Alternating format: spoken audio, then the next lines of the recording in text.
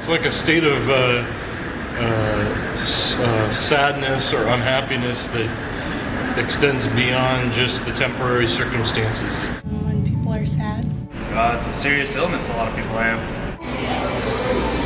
When somebody has sad feelings they can't control. Like, if I lose $20, I might be unhappy about it. If someone comes along and crashes my car, I might be sad about it.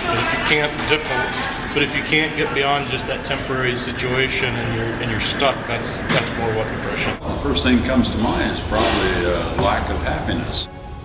Usually it comes from being overly stressed and over a period of time, and then leads to just really negative thoughts and negative feelings. A feeling of you have no control on your inside motor, which makes then your brain go so fast that you get depressed, I think. I don't know. I've never really thought about it too much, but I know I suffer from it. It's kind of a mental disease that makes you feel down in the dumps all the time. That are diagnosed with the depressive disorder tend to have a low mood. They tend to be sad a lot, and it tends to impair their ability to do normal functioning activities.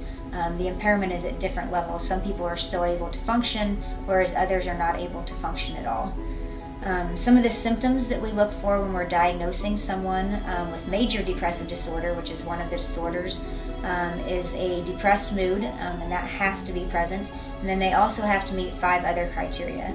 That can include things like a decrease in appetite, lack of energy or fatigue, disinterest in certain activities, sleep issues, suicidal ideation, not being able to function as far as not going to class or not going to their jobs, things like that.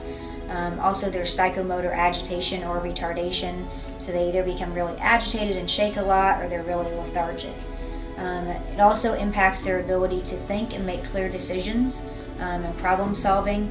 And oftentimes they will feel like they're worthless and like their life doesn't mean anything. Madeline Haggerty is a 17-year-old student suffering from depression.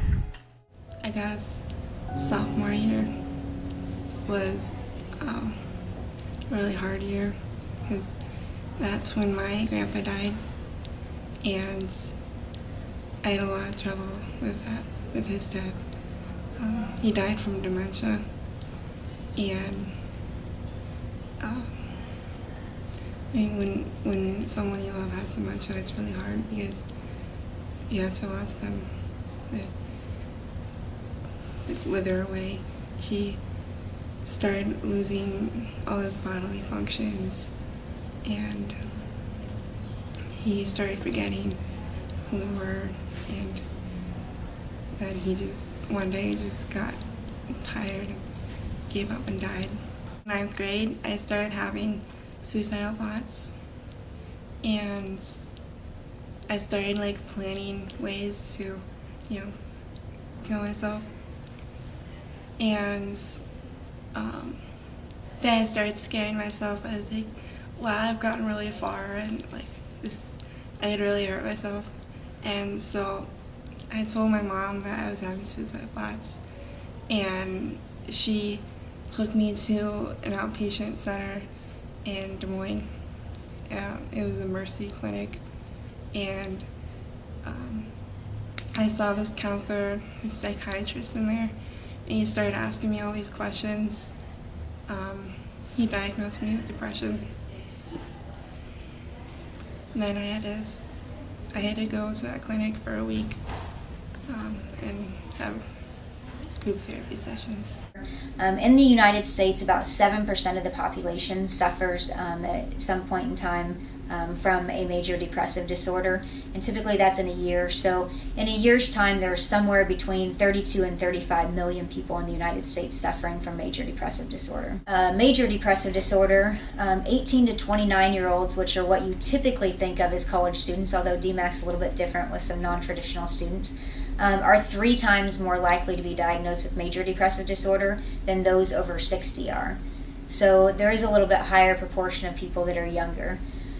Females are also anywhere from 1.5 to 3 times more likely to be diagnosed with major depressive disorder, and there are a few reasons for this. One of the major reasons is females are more likely to seek out help than males are, especially in the United States. Our society has taught females that it's okay to ask for help and that it's okay for them to seek help for psychological disorders, whereas oftentimes we've taught our males that they need to be strong and they need to be tough and they shouldn't cry and they shouldn't do these things that are associated with major depressive disorder. So there may not actually be that much of a difference, it's just the females are seeking out help more often. Typically, people with depression have tunnel vision. They can only see what's right in front of them. They can't see the big picture. And it may feel like you're a burden on other people and that you shouldn't live here anymore. But you've affected so many people you don't know. And the world is not a better place without you. It's worse off without you. And I recently found this song. It was before Non-Glee. It's called You Have More Fun Than You Know. I think it's true for a lot of people. It basically talks about how you might feel alone and you might feel like you have friends, but you do. Like, you have more love surrounding you than you realize. On the DMAC campus, there are full-time counselors at the Ankeny campus. There are 6 of us. There are 2 at the Urban campus. There's 1 at the Boone campus. And then there are part-time counselors available at the Newton campus, the West campus, and the Carroll campus. So there's counselors available at all of the campuses on DMAC. Students that need help should seek out those counseling services. Most of them, for example, on the Ankeny office, we are located in the same area as the advisors. The counselors at DMAC also help out with advising. So when a student checks in to see us, the positive point of it is anybody else that's in the building doesn't know whether they're here for a counseling appointment or whether they're here for an advising appointment. So they're a lot less likely to get asked questions about, hey, why were you going to see a counselor?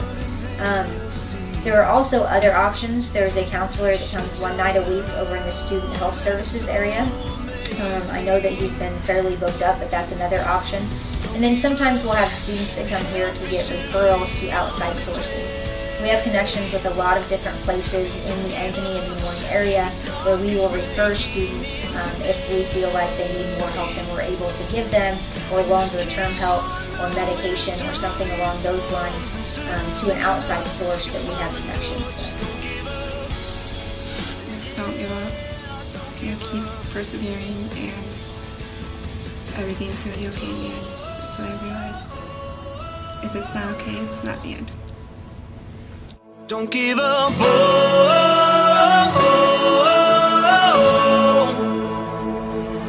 Don't give up.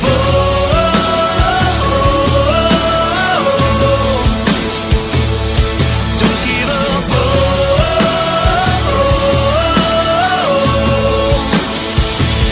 And don't give up.